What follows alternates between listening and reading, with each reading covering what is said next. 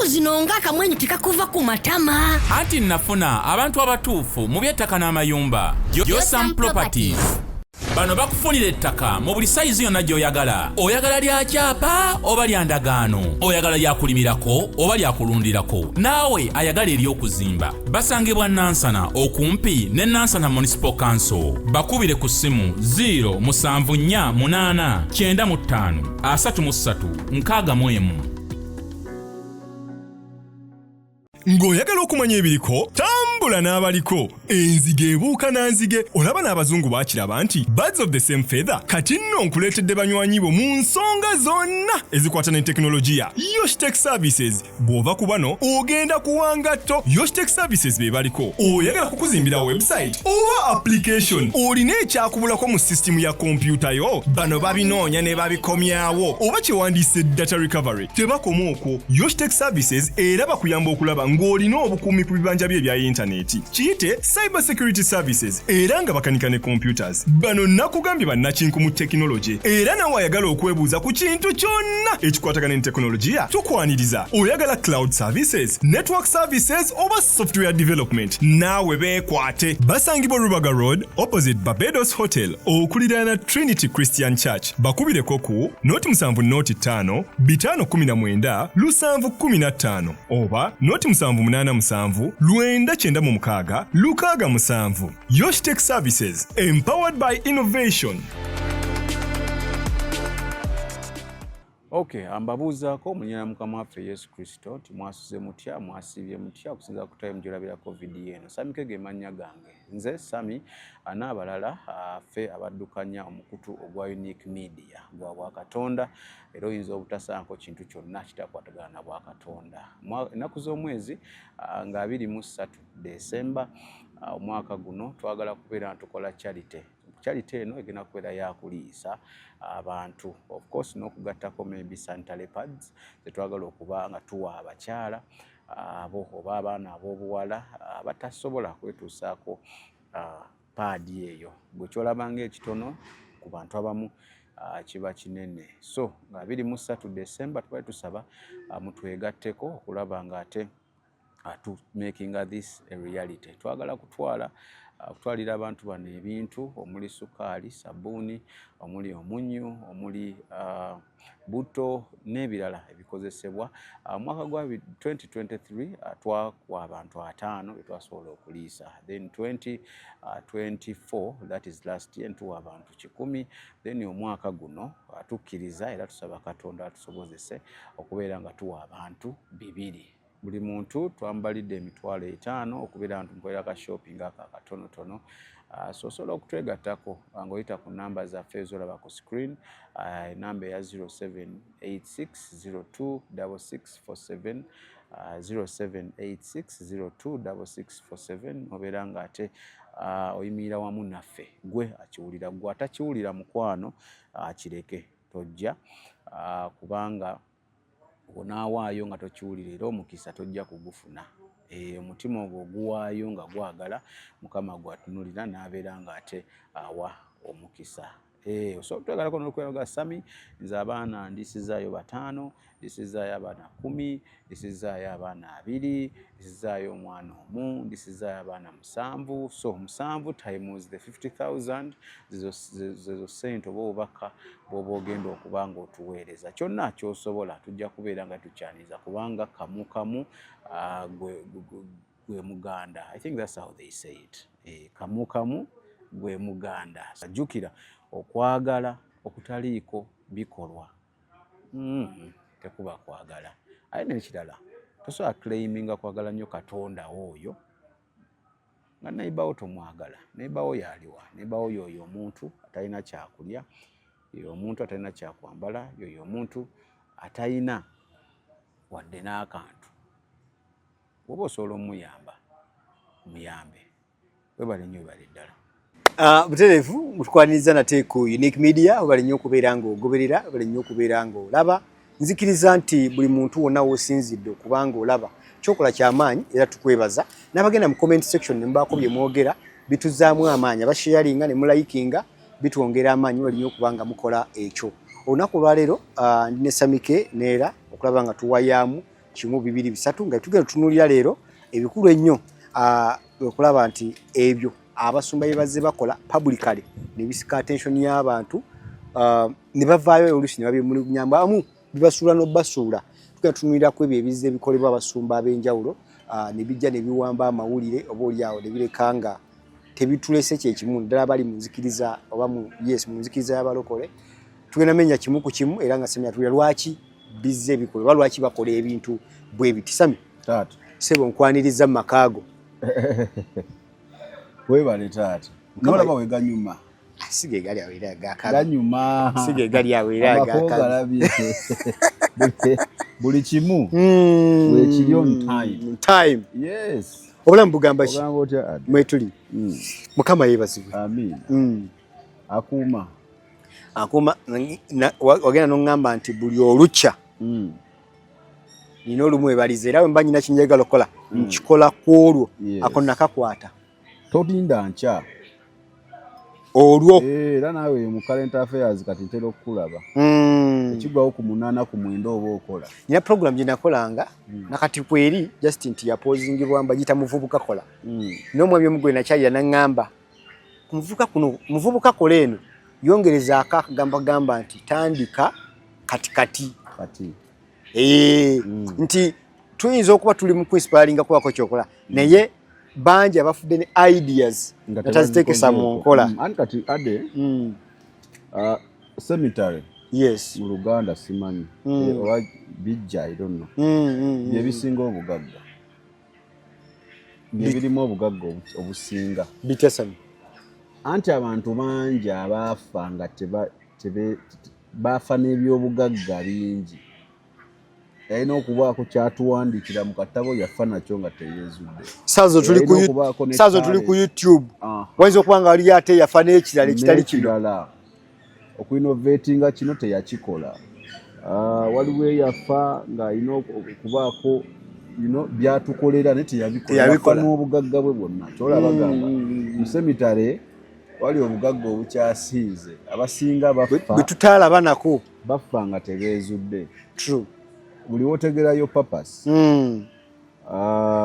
kiba kigenda kwanguyiza obulamu lwansonga yo papas yensonga lwaki watondebwa ku nsi ensonga lwaki wajja ku nsi very true olwaki batugamba oba lwaki tusoma ebyawandiikibwa nti Katonda yatumanya nti kyali mu lubuto lw'abamaffe oba nkyogedde bulungi yes abamaffe mange maffe kigenderawo tekirina buzibu okay abamama baffe yes si kutumanya bumanya naye ayina kye yatutondera okukola kyola yatumanya nga bw'ojja ku nsi kuno oyina okukikola naye kate gwe alina okuzuula Katonda wantonda kukola Sami akantu nakakolako programu namba okwezuula naye sinafuna ansa ntuufu tuwewali obuzibu okwezuula kubanga buli muntu gwefunye okudiscussinga ekintu ekyo yes alina opinions ze naye ndowooza nti nganze omuntu nyina ansa gye nkyayagala okuzuula mu ekyo gye mpeereza abantu bange eri ku Focus TV naye nga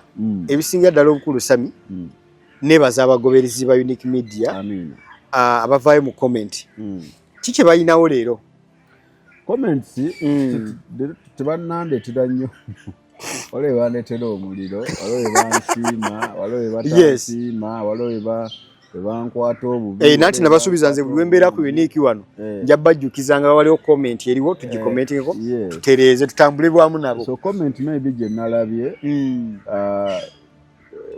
waliwo abampeereza message waliwo program emu gye nakola manyi enkola ebintu bino abantu balowooza nimba balowooza ne oli ku script balowooza mbyogera out of bias naye omukyala yagambye nti ye yava mu church lwansonga emu programu gye twakola yalimu lwaki abantu bavudde mu church naddala abayimbi nabitone ne baŋŋamba nti ye alina sisita we gwe kyatuukako omusumba n'amugoba mu church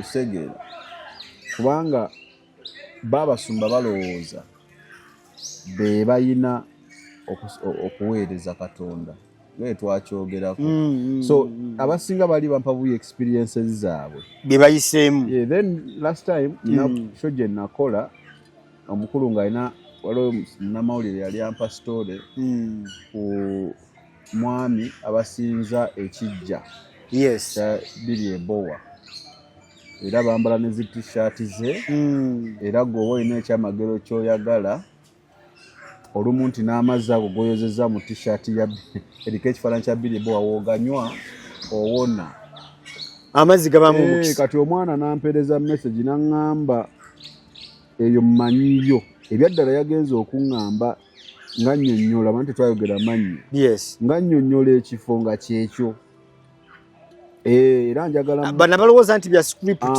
era njagala mugambe kino n'abaweesi Jennifer ebintu bye wannyonnyodde byebyo era yooyo wannyonnyodde weewo nandi wapulengiddeyo ka audio abantu abalaba Unique Media baleme kulowooza nti script ebintu bya ddala ate era biri mu nsi yattu Uganda byapeninga lwakati ono nandi playinza akantu naye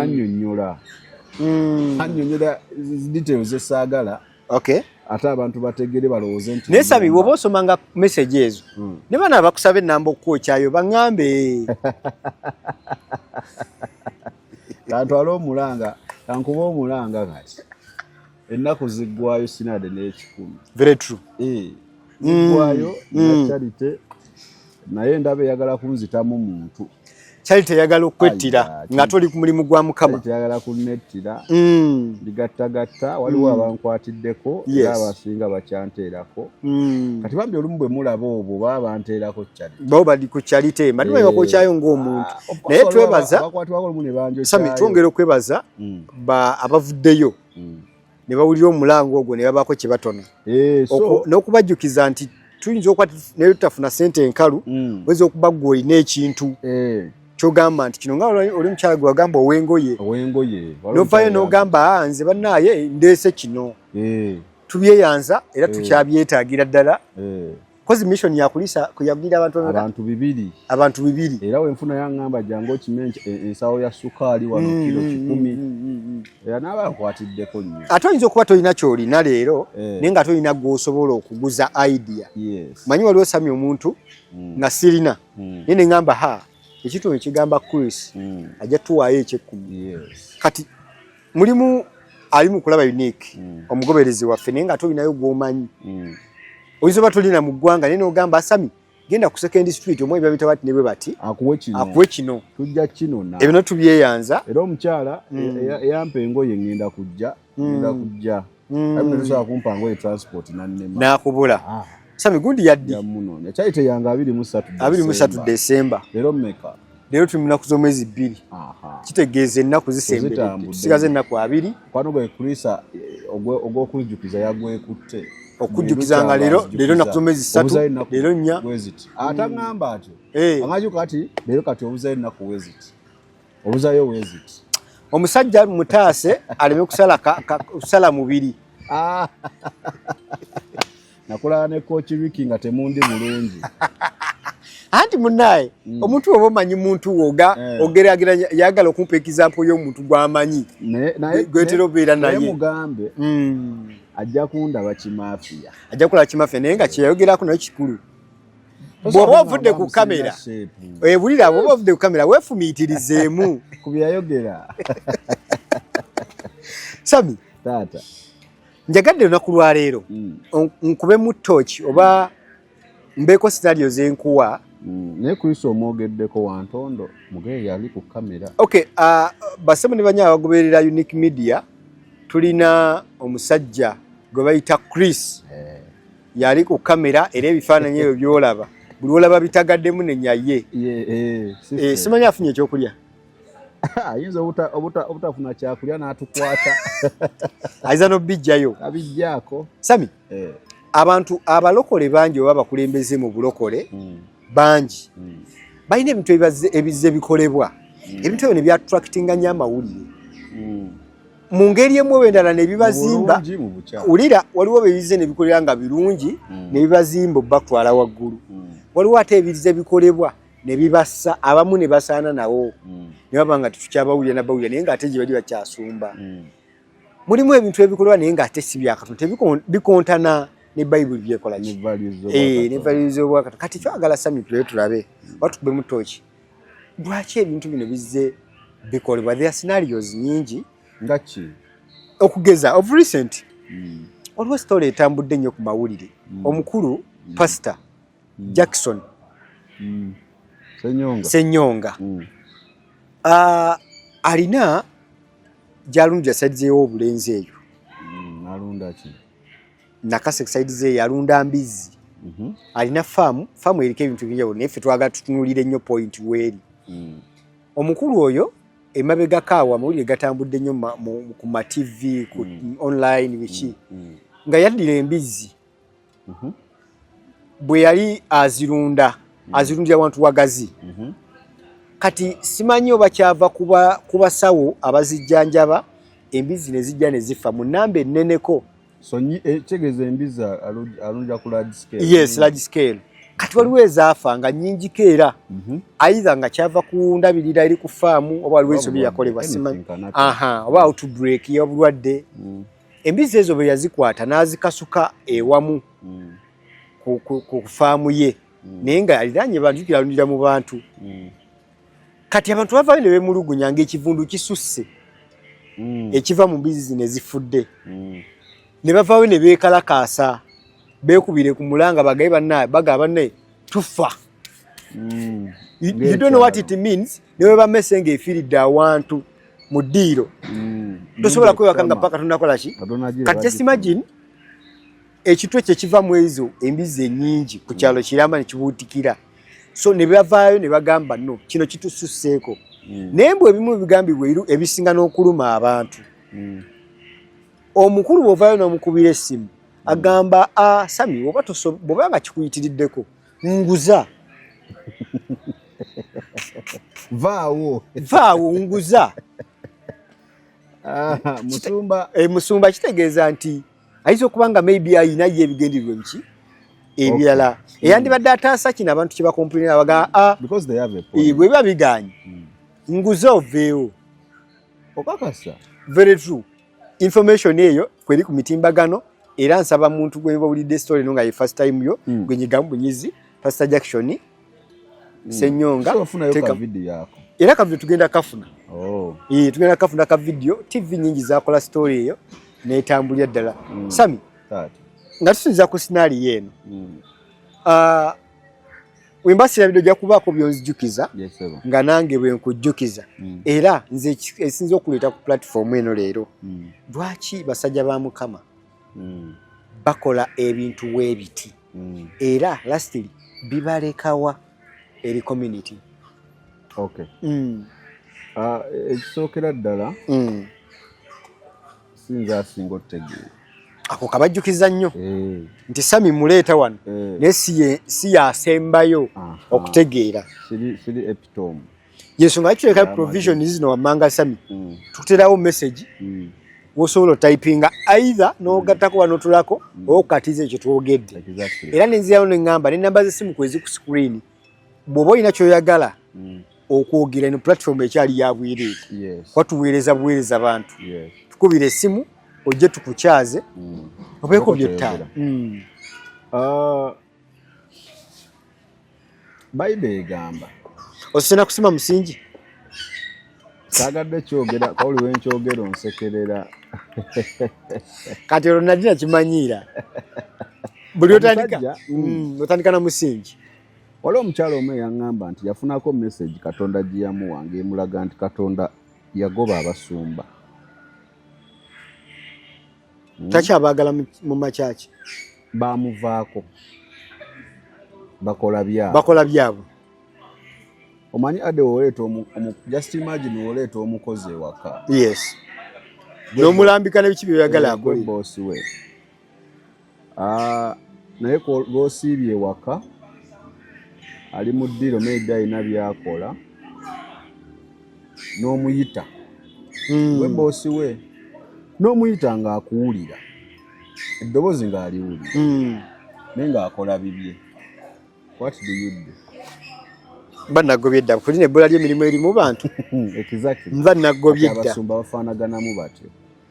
Ekyabatumibwa okukolebwa. Yabawa omulimu abayita okukola kye balina okukola oba abayita okubagamba nti ebyo bye mulimu bikyamu naye tebamuwulira.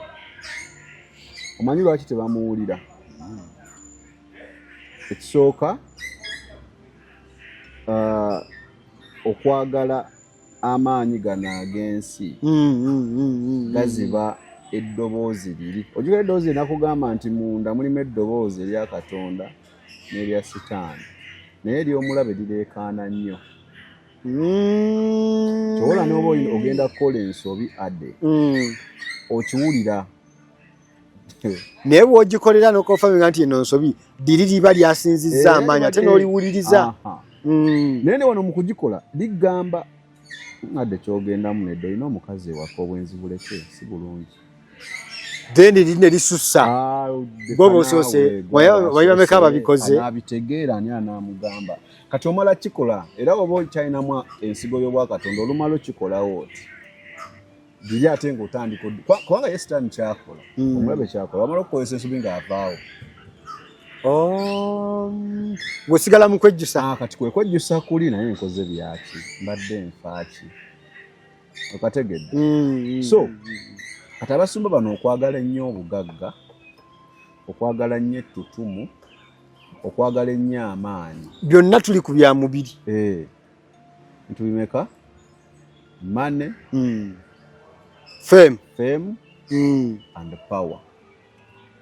Tuli ku bya kunsi bye bireese obuzibu. Tebakulimba ebireese obuzibu. Mu mwoyo temulimu maanyi ago, temulimu sente, temulimu ki. Anti nagamba luli Katonda akuwa byotekeddwa kukola ki? Basics. Akuwa basics. Byosobola byakuwa. Tasobola kuwa bya bugagga kukoonoona. Era nagamba mu episode ezasemba ze twakola naawe nti waliwo n'ebimu byatatuwa nga tetunnatuuka. Ng'akubye emito kinaga ha? Exactly. Senga muwa kino. Ekisooka teri musumba abeera musumba mutuufu nga tali kind. Kind mu Luganda kyeki obwetowaze ye kubeera kind. Teri musumba alina mutuufu nga tali merciful, nga talina kisa. Talina kisa. Teri musumba mutuufu nga tayagaliza. Teri musumba mutuufu atawuliriza. Teri musumba mutuufu yerowoozaako nga ye. Nga ye buli kimu kyalowooza asooka ku ye mi ai. Exactly. Teri. Nga kawi kajja luvannyuma. Kasa buli oya n'omusumba nga wi nga ne wabeera ku kituuto kyaki yange omanyi natandikira ekintu kyange kino omanya waliwo question mark. Ng'asussizza nze bwe natandika bwe nakola kino. Mwenno muli wano munneegaseeko luvannyuma naye bwe natandika bwe twakolera kino wabawo question mark. Kati omukulu byakola bino Saara nabbi gendamu nnyo. But those are fruits of omulabe. Ekijjula munda kyekifuluma.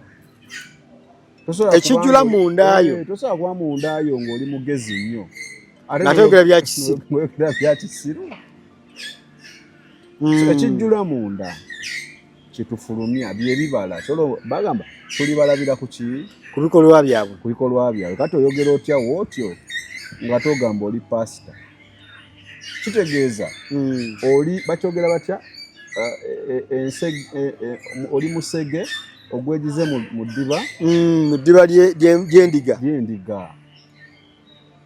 Osegedde kubanga osooka ne weebuuza oba toyala kubba bubbi bantu bakubadondola kubabbako ttaka lyabwe basigale nga bakaaba kikyogenderera.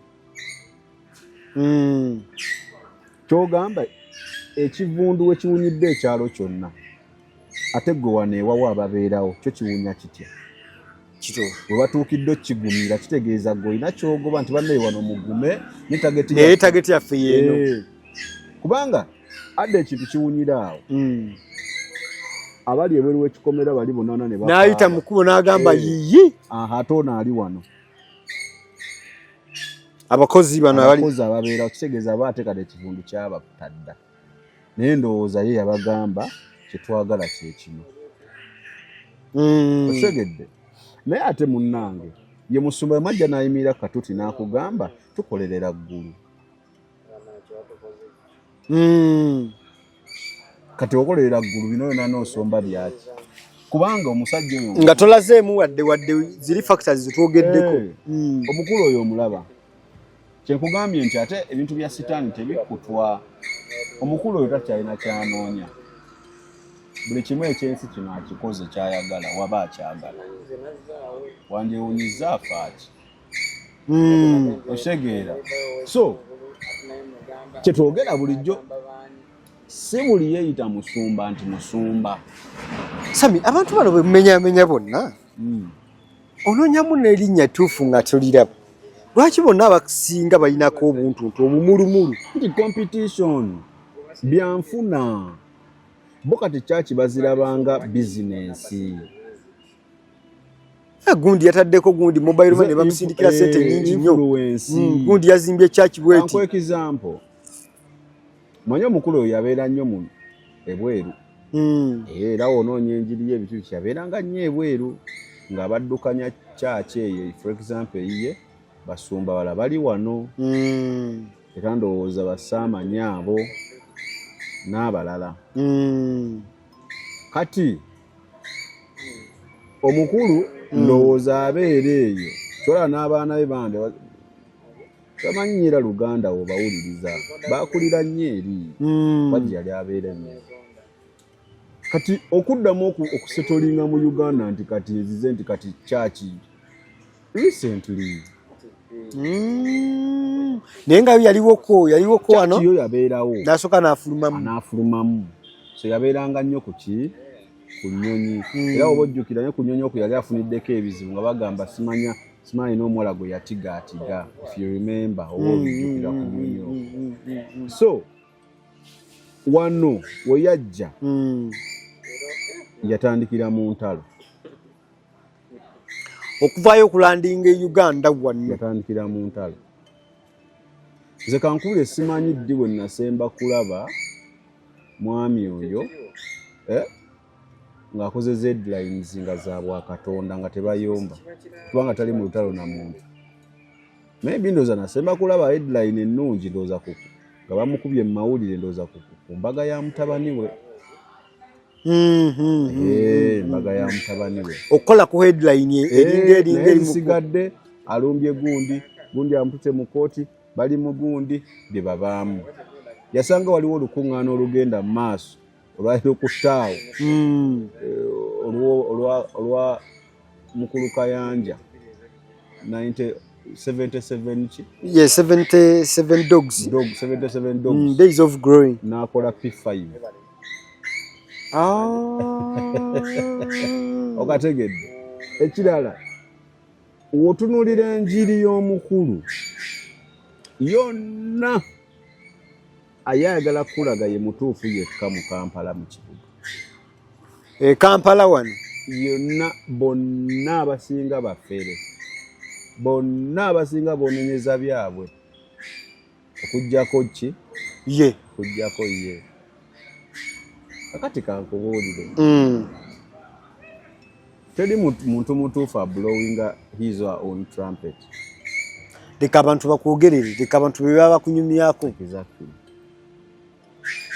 Omanyi lwaki ebintu bye boogerera omusajja oli ow'okubbiri bimala ne biggwawo kuba teri atamwogeddeeko nange kennyini mwogerako osegeera naye tolimuwulira mbwazzeemu omuntu mwe mwogere bye mwogera kyeki kye nagamba nti buli kibi kibaako ekirungi olumu tukoppe ekirungi ekyo abantu bayiga okusirika taddamu muntu tayomba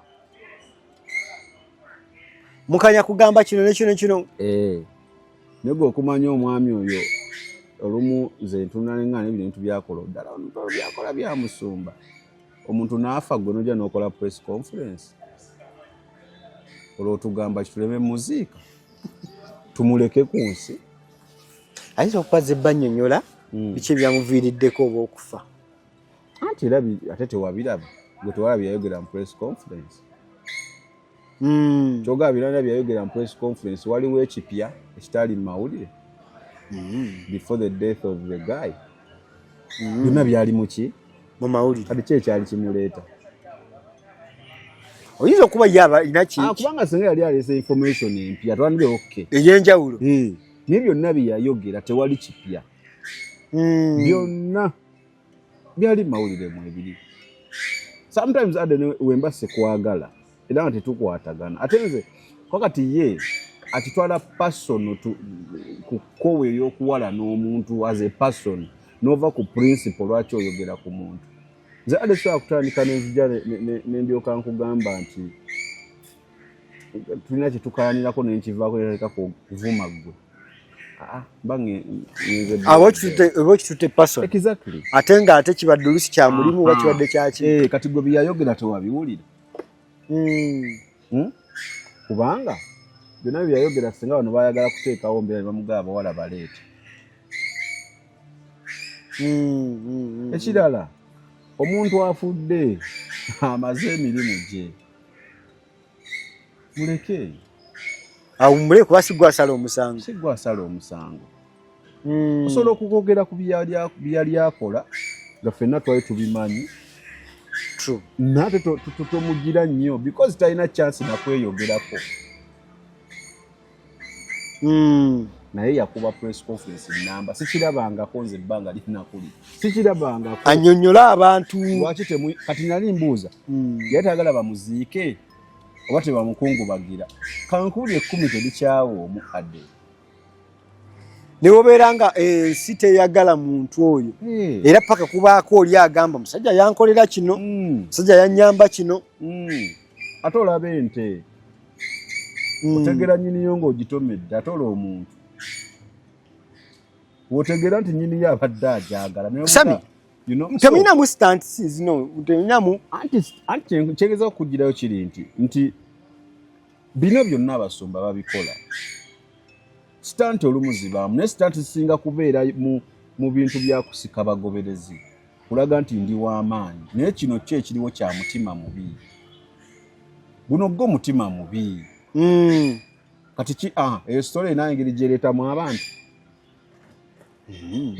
kati sitanti zisinga kuba mu kuleeta abantu numbers Chris njagalo gye tugenda kuwa ssente weeziti Chris olina ofuuka omulalu for 2 months yakuwa $5,000,000 naye buli omulalu kyakola njagala okikole wategedde ne balyoka bakwata bukiripusi kamu polisi teyetagala kuyira anti olumu babikola ng'olwo agenda kujja ayinayo crusade kati Chris teyetaaga kuva ku kifo kati Chris n'alyoka azunga nga yeeyambula yeefudde omulalu ku kyalaawo buli omu n'amumanya. Obulamu bunyuma, obulamu buwooma. Ekyo tekiriiko awakanya wabula obulamu bunyuma bulamu agugi mazima. Wuliriza nkuleetedde ekyokuddamu ku ndwadde ez'enjawulo ezituteganya mu bulamu gwe wamma ne tulema okweyagala. JS Medical Hubs bano bakugu mu kujjanjaba ebizimba mu lubuto tujjanjaba hania n'abulira ddala otawanyizibwa ndwadde za lususu ebimmonde ku matu enkovu ezizimbye oba nsundo byonna tubibuzaawo ate nno tetukoma okwo era tujjanjaba ulcers, sukaali, pressure n'endwadde endala nnyingi. Abatawanyizibwa mu nsonga z'omukisenge nammwe tetubalekeredde. Tulina JS Body Cleanser nga bw'olinywa lino likamula obucaafu bwonna mu mubiri. Olwo JS Immune Booster ne lizimba obutaffaali mu mubiri. Linyweko weetangira okulwalalwala. Ku JS Medical Hubs eddagala tukozesa lya butonde teririna bulabe yadde. Basebo ne bannyabo mbalamusizaako mu linnya lya Mukama waffe Yesu. Yenze musawo John Sewanyana wano ku JS Medical Hubs. Njagala okujjukiza ekintu kimu nti obulamu buli mu ngalo zo. Byolya ku sowaani yo oba byonywa mu kikopo kyo bye bigenda okusalawo onaabeera mulamu oba onaabeera wandwadde. Tukuyita wano ku JS Medical Hubs tukujjanjaba endwadde. Jjukira nti ffe we tujjanjaba ensibuko, tujjanjaba cause, tetujjanjaba symptoms. Tukuyita jangu ojjanjabwa endwadde yo wano ku JS Medical Hubs, ojja kuwona mu linnya lya Yesu Kristo. Amina. Tusangibwa Nansana okumpi ne Nansana Business Center oba tufune ku simu zino wammanga noti 7 noti 6 bisatu 67 bisatu 62 oba noti 772 2999 noti 29. JS Medical Hubs for health and skin solutions.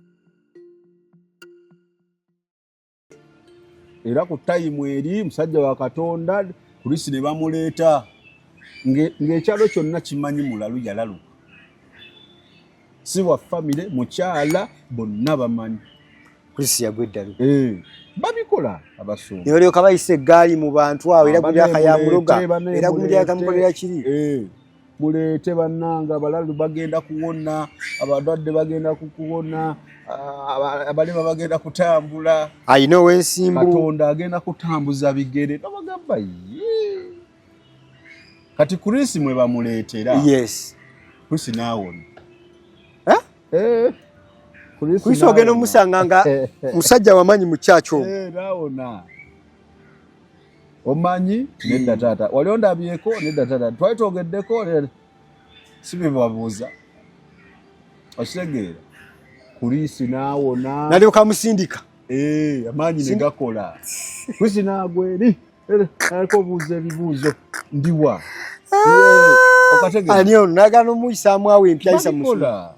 Okitegeera. Kati obuzibu buva wamu. Nga Kulisi firimu agizannye. Tebamalaayo balance. Omukulu akasente ka balance ne katalabika. Takyalina kyakwagaza. Okitegeera services yaggwa. Oba olumu yazita. Yes. Naye bano bakodine. Kwani oyinza obutayogera na mukulu yennyini naye omukulu ayinza obbaga njagalayo abalalu bana. Budget eri etya. Abaana ne bafumba abalalu baabwe. Omwazita naye kati okuzijja ku ade gwe baziwa ddozi wali obuzibu. Kulisi yayogera ebyama. Bansuula eddalu n'entambula wenti biki. Ogera ebyama bitandise okuvaayo. Exactly. So babikola. Otojjukira abalalu abali b'abantu mbu be baleetaawo ku bbiri tewabiwulira. Be bajja eno manyi Rakai. Rakai. Muffe tubali tuli abantu biki.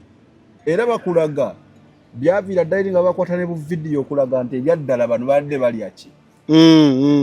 Ezibwava ku nsasula. Ningo omulimu bajja ne bagukola bulungi buli omu n'ayogera. Ensi yonna n'egoberera ekyo. Si yonna n'egoberera omusajja awonyezza abasezi. So those things abantu babikola. Naye nga si bya ddala. Kankubuulire. Tewaliiwo Yesu muntu gwe yawonye. N'amugamba genda ogamba abasigadde. Buli gwe wanyonyanga teyamugamba ko genda ogambe buli omu. Genda ogambe Samiye musajja mponyezza. Abamu teyayagala nga bamanye na kumanya nti abawonyezza. Naye wano omusajja awonye omuntu n'azunga naye ku buli TV. Kamera, TikTok, YouTube. Ono yali akolera sitaani. Namusanga eno. N'omwana ennyini atandika okutambula nga abunyisa enjiri eyo. Ate nga atambula. Ono yamuwa olukusa. Kati kutandika. Exactly. N'alyoka akuuma omwana gwawonyezza waba Mukama yamuyambye n'awona. Gwawonyezza waba amwonyeza bituufu ko nnyina gwe mmanyi. Je ng'olaba agamba yawona bituufu era ng'otunyamu embeera yawona bituufu naye amukontrolinga okufa obufi. Tayagala talina kyaki gy'agendamu nga tamugambye, tayagala namuggyako interview yadde. Naye amuwandiiseemu obutabo abutunda mu bazungu. Ebyo bintu biri mu basumba adde. Kyali saa nnyo bayita basumba. Yamuwonya ebyaddala. Omusajja agamba yawona yali akolera sitaani. Era ne bu video weebuli bamuwonya. Byonna byayogerako omusajja. Olaba nga birizoneetinga. Yes, bigatta. Era n'okumuwonya baamuwonya. Era yagamba wano sola kola ki? Kuvaawo. Omusajja amuwa ekitiibwa. Naye omusajja akamya omwana amuwandiiseemu obutabo. ate babutunda bweru eyo kadali yogerako n'omwana nga bimuma ene mu content baga mwana akamyaka awandise obutabo abutunda ebweru eyo Sami waawo oyo ali awo side ze Makerera Makerera wali to oyita mbwayise nvaako Makerera wali okyera chenera okulaga naye so bino njagadde gazi yamu bino bistants babikola nyate kyono kati kya mutima mubi olwokuba ofunyemu ku ssente waba walina authority omuntu watukira nagamba oba wakunyiridde gira nguzaawo kitegeeza guwazze kulemesa bulemesa naye Katonda yalemesani Yesu yajjako omanyi kankuulire Yesu ono mulungi Katonda mulungi senga Katonda teyasindika ku mwana we kujja ku nsi kuno senga tulina obuzibu bungi kubanga senga tetulina gwe tulabirako ononye example ne kati ennungi Yesu yajja n'abeera ku nsi eno ng'omuntu nganze naawe alumwa omusuna alumwa buli kimu ekikolebwa omuntu naye kimutuukako ate okumanya Katonda yalina amaanyi okitegedde agatonda obutonzi Yesu oba n'ava mu ggulu naye yamuyisiza ddala mu process yennyini genda mu lubuto bakuzaale ng'omulala yenna so that we tuba tuwa ebyokulabirako abantu balireetinga nga nakyo kituufu yes okitegedde kyolanze ntunulira bano abagira ku butuuti ne musiraamu oli yambuuzaako wano lumu lwaki simambu Katonda tazaala biki ebyo tewali Katonda kintu kyakola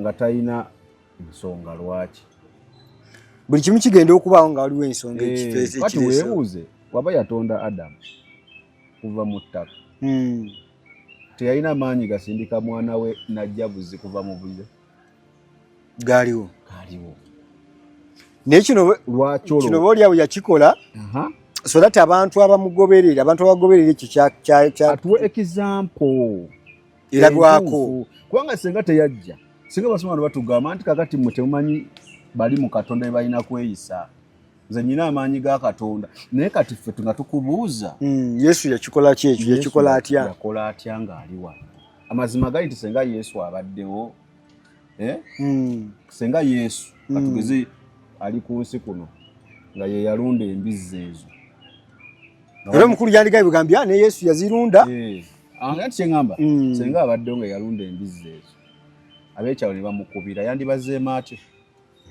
exactly kakati lwaki gwe baddamu ati ate ng'ogamba osinza Yesu yona wabeera nga Yesu gwe tusinza yali amanyi bulungi bagenda kunzita era n'amanya nti n'abazze kwokya ekiro bazze nno naye bagenda n'amanya n'abaani abagenda okulembera ekikwekweto ekyo omu ku basirikale ndowooza ye yalina obusungu bungi simanyi omu ku bayigirizwa sijjukira basobola okunjukizaamu n'akwata ekyambe n'asalako gundi okutu abamu ku baali bazze nno na mukama waabwe Yesu olw'obusungu obungi mumutwala wa abakoze eki ng'omuntu yenna naye ng'ate gwe batwala bakulaga ali free gwe batwala yakwata okutu n'akuzzaako n'amuwonya otherwise yandibadde agamba wamma mu bakube mulwana lwaki bantwala kati otumanga tulina ekizampa eyo lwaki okola bino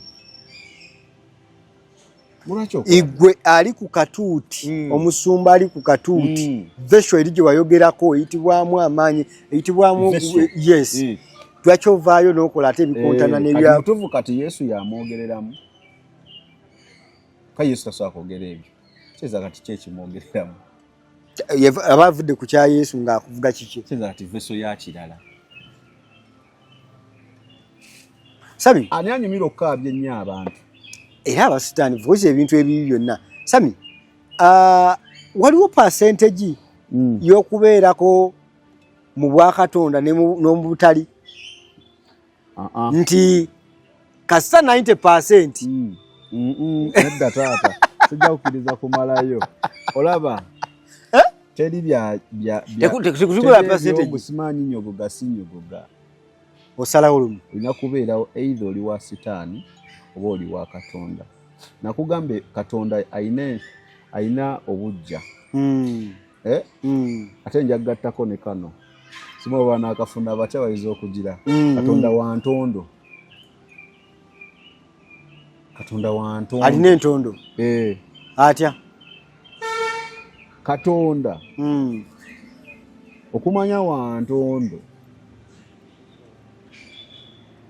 tabeera newobe nange okoze ebirungi bingi omugutambuliddemu okoze buli kimu okyusiza abantu n'abansi gye mutufu ng'obadde mu kkubo ki adde wookola ensobi egi tuli ku 99%. Ensobi egi ye ng'akuvaamu tayagala okasasiro tabeerawo ng'ale muno kati kasaba akoze ebirungi bingi kana akamusonyiwa akuvaamu bubi era yitayomba naawe adde yadda bbali because yatulekera ekintu kiri ekya choice otherwise yandibadde asobola otugamba mwenna mulina kusinza nze amaanyi yagalina yalina amaanyi agatta sitaani naye sitaani amuyambako sitaani ali ku mulimu kati sitaani tamanyi nti akolera Katonda sitaani ali ku mulimu era sitaani akola mulimu Katonda ng'omwana wanagenda mu kiraasi n'atuula ekibuuzo sitaani ayambako abaana bano okutuula ebibuuzo kati sitaani ategeera Katonda ategeera kugamba sitaani kiba kigezo kati bulira abageresi abagera entu by'ekisiru mu lwaki teyatta sitaani akolera Katonda okupimaapima bano obukkiriza bwabwe n'ebintu bye nabagamba okukola abange be baliwa n'oba ekyo nagamba deno osegedde kubanga teyandibaddewo nakyapimirako ababe be baani Katonda amuyambako pima ababe sani ali mukolera Katonda mission wadde naye tamanyi ye mukikola yeewaana n'agamba ye nkikoze kumbe nedda oli omukulu amala okuweeyinga ali mu script firimu erina okuggwa obulungi so Katonda wa ntondo ekyenjawulo ekibadde ku Katonda nti ye waakufulumamu aba akulinda otegeere wewaviira ku mulamwa weenenye okomewo era ate asonyiwa nga weenenyezza naye tebakikulimba takusonyiwa nga teweenenyezza olinasooka kwenenya newookola ekibi noddamu n'okola ebya Katonda nga toneenenya kino tekivaawo so ate ne bwokola ebibi 99 naye ne weenenya bivaawo so teri ebyo mu 10% nti mune musumba waffe akoze bulungi 99%. Owaayi ennaku zino ng'akamwenyu tekakuva ku matama anti nafuna abantu abatuufu mu by'ettaka n'amayumba Gyosam Properties. Bano bakufunira ettaka mu buli sayizi yonna gy'oyagala. Oyagala lya kyapa oba lya ndagaano, oyagala lya kulimirako oba lya kulundirako, naawe ayagala ery'okuzimba. Basangibwa Nansana okumpi ne Nansana Municipal Council. Bakubire ku ssimu 0748935 Butereevu tukyali ku Unique Media tukwebaza okubeera nga olaba Sami musajja wa Gyosam battaka so ndo kirafuna ya akataka nda kutwala kosa sangba rudo nda kutwala ali Nansana etumwebaza okubeera nga tuteeka mu kasente okulaba nga naffe tutambula step ku step ingenda mwesi bako nyanfuneyo kapoloti naddala omwaka guno ogutandika guno manyi guno omwaka nengana ngozereti ngamba guno ogutandika nyina engeri gyenjagala okitambuzamwe abadde akwata sente nezisevinga somewhere leka manye nti nzirinamu kapoloti Gyosam ankolere abeereremu era kutwala mugono musajja wange ataakulaba andaba agoberera olwo n'omukigamba lwaki tolokoka ne mugamba munnange ffe n'omulokole tukaka bantu temukaka bantu naye ate nange ne mbazuubiza ne bagamba nti saawa yonna nkola ki olokoka waliwo n'omukyalo ono wa events waliwo wa events manyi njagala nnyo nkone ku bantu batuteekamu ssente nti lwe batuteekamu ssente tusigala tutambula mu ngeri emu oba endala dinaya agamba ki omukyalo oyo kyala gyali mulungi ye bale kuweereza naye festive season bali mu ssente lwaki tanjo kyayo akyampako ssente tatuwa ssente naye musaasire obulango tebukyali musaasire events naye mwagala simina events ntonomu season eno ntonomu eyo musaasire Olanda ajja kundyamu amaaso ntandika okulanga kati ani yakuwadde ssente notazoogerako notaziripotinga ku ofiisi kituufu akati Sami tubadde wali waliwo abasikuwalinga 100% mu basumba baffe nedda era tewali nti alina 100% mu nsi yonna osanga nga yeegulumiza okutuuka awo dduka misiina ate oyo red flag esinga dduka misiina omuntu okuvaayo nga yakyeyogerera nti ffe tuli fenna kati kankuwulire omuntu atuuse ku 100% ye muntu omutuukirivu eyali akikoze yali Yesu era ye yawangula Sami obutuukirivu bwano mbumanya ddi obumanyi otuuse sikubwerangirirako wano ayinza okulowooza oli mutuukirivu kumba osobya tomanyi kyenkugambye luli twekumira mu kwenenya nakwekumira mu kkubo lya Katonda okumanya nti oba otuukiridde oba nedda luliba lunaku luli yes kati wantusobola so Sami ne baana bavayo ne bajajinga abantu bakikola mu bukyamu kifu wenajja nakusonga mulaga Sami kyokola kyola nakugamba adde nti era woolaba ng'omuntu ajajinga yes si wa Katonda oyo alina byakolera kuba teriyo gwe bawa maanyi ago nenkugamba nti nze Sami ondaba ndi mulokole adde naye tekiŋŋambi sina garanti bwokuba ndi mulokole nti gokola mbolonvuma abasiraamu nti gokola ebituukiridde byonna tovuma abasiraamu gwekola kiki kyo eddiini yo kyeggamba mu butuufu bwakyo nagamba tetuli ddiini ekyo ate lumunya kukuba oluyi ku sseeti wano adde nkubuulira amazima tuli mu buzibu wano ono mukama wange mbeera nkyazizza wano enzikiriza obulokole si ddiini kitegeere enzikiriza kati buuza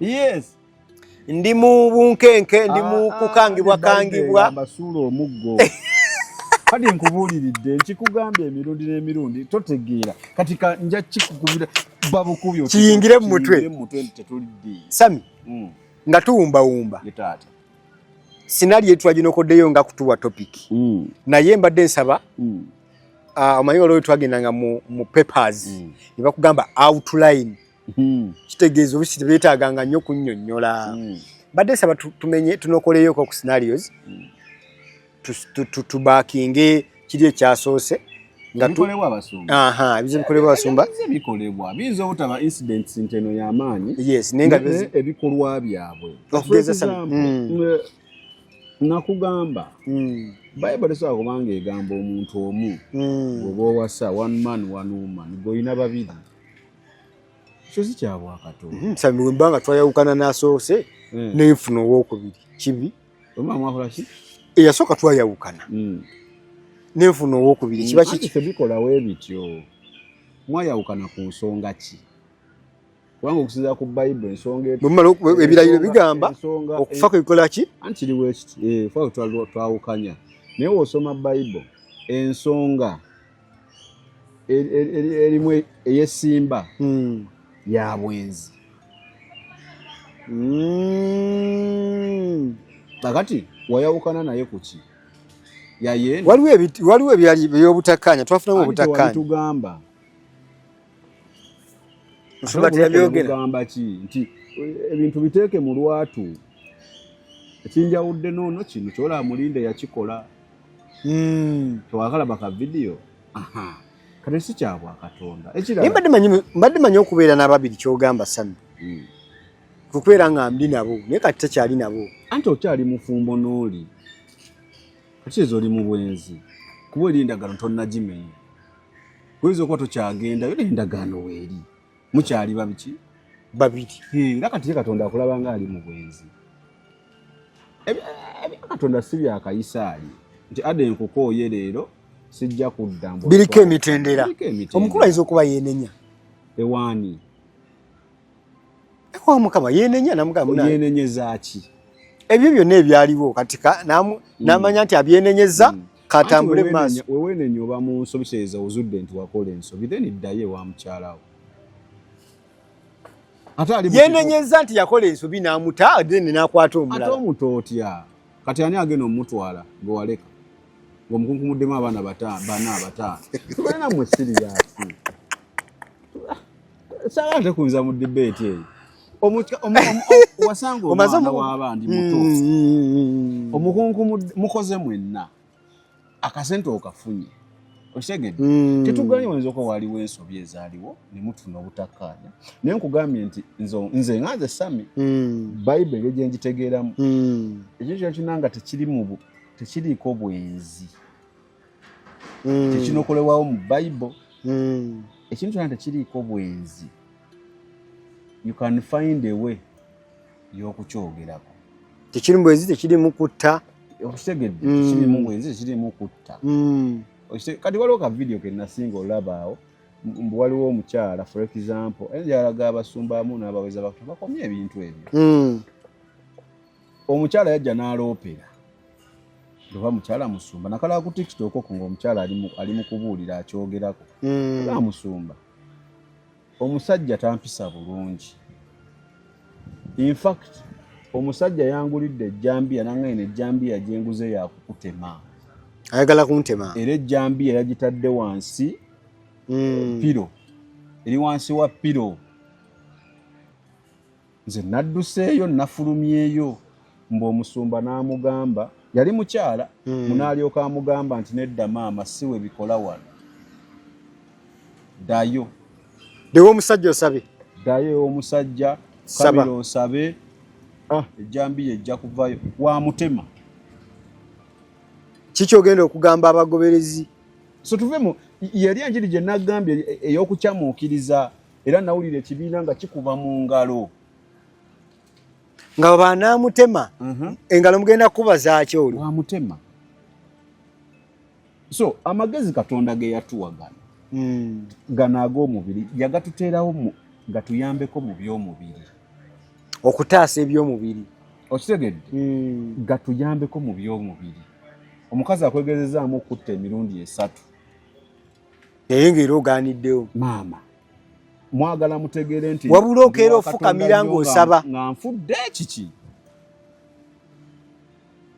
okategedde ate we naafa nga mulyoka mugana ekyala tekitegeera. Omusajja n'aleeta ejjambiya n'agiteeka mu wa piro. So ekyobwenzi n'ebiri mu kkowa eryo kwagala kutta kola kimu ebi n'ekirala kye boogerako ofunye omukyala oba omuntu w'omwami muli mu Katonda from nowhere omu ku mmwe akyusizza enzikiriza kate musamiza awedde emirimu mwafumbirigano muli balokole yes era mwafumbiriganwa bulungi mu kanisa naye after some time omu ku mmwe kate musamize akyuse alina bakatonda balala kati basinza musamize nnyo yasiba muyirizi bayibuli yawe ekukkiriza yamanyi ki eyo avenue nayo weeri woogezaako n'ogezaako okusaba biki genda kuba temukyagatta spiritual temukyagatta Sami naye bino ebisigadde ekirala ekya bangi kati for example tulina basumba aboolaba wano ng'ate abasawo abaganda abeeyogerako buli kaseera nti bo baganda be basinga okutembeeta ebintu bye buli waategeka maama sitaani yatandika ddi Sami mulimu kabiiki bwabanga akuteekamu sente ng'omuntu omulala yenna ng'omuwagizi akuteekamu ssente ku ki nizo bangenda kukola kivulu kya Bwakatonda omusamize n'akuteekamu nyinza okuba sikimanyi nti bamusamizi naye omuntu azze okuwagira ekyo kyenkola. Omusiraamu okoze crusade wali yabaloko naye omusiraamu yali mukufujjira ogusimbi obulire enjiri y'obulokole. Mulokole obulidde bulungi n'ekya jangu. Banne era omulokole nga tewazze kiki gwe muloza twetisse eki ate leero nkutadde tombulidde luguudo abamumanyi Sami tulokoddeyo bye tulowooza nti no bangi balina bye baagala tukooneko naye tetusobodde olw'obudde oba nga tetubimanyi nkusaba genda mu comment section. waliwo n'omulala kati gwenyiza okugamba tulina pastor prophet apostle teacher ne evangelist bintu bitaano. Kakati ekya BRO kyo kyavaawa BRO ate nga gwaddukanya kyaki okoleraani gwani title wagijjawa because the title teragiwulira eno mummwe oba mu bakatuliki si abbreviation ya brother. Okay kati brother ate okulira otya ekyaki Sami tuyinza kubanga tweyongerayo wano obadde mulabi mulungi okuva eri gye twatandikidde nkusaba mbadde njogerako wali nti waliwo incidents tutakonyeeko naye tweyanza nnyo okubeera nga abagenda mu comment section n'oteekamu gwe gy'omanyi era nayo n'okuba n'essimu oluusi okwongera okutujjukiza kye twatutakonyeeko. Oli mulabi mulungi saba subscribinga likinga sharinga tube nga tugenda mu maaso n'okwogera ebintu ebyo tomanya mu ngeri emu bindala bijja kuzibula abantu amaaso n'okumanya ekituufu kiriki. Sami nkweyanza olw'obudde bw'ompadde katukume olunaku olwaleero tusinkane mu show endala. naye kuno kansembeyo kano njagala obajjukiza nti wetujja n'okwogera kakulu sifa abasinga otutegeera era tuddeyo n'ogamba nti ate tulina bwe tusalira musango. Yes. Ate tusobola okuba tubadde twogera maybe munne twogedde ekikunyiizizza naye ebadde endowooza yaffe. Eyo ndowooza yaffe tusobola oba abakyamu oba abatuufu ekyo kikulu. Tusala musango okusala omusango kibi naye ate okusala omusango tekitegeeza temwogerako ku temwogera mazima because byetwogedde byonna yeffe endowooza zaffe ezo ku bintu ebiba bigenda mu maaso mu because bonna betwogerako lwaki tubasalira musango sookera ku makya nga bakyuse ate nga gwe wabasalira dda bayinza okukeera kya neyeenenya kituufu. Kale tujja kukomawo n'olunaku lwaleero tuddemu video zaffe ezijja mu maaso mpitirivu nnyo ezikuwa information ennungi. For now bye bye.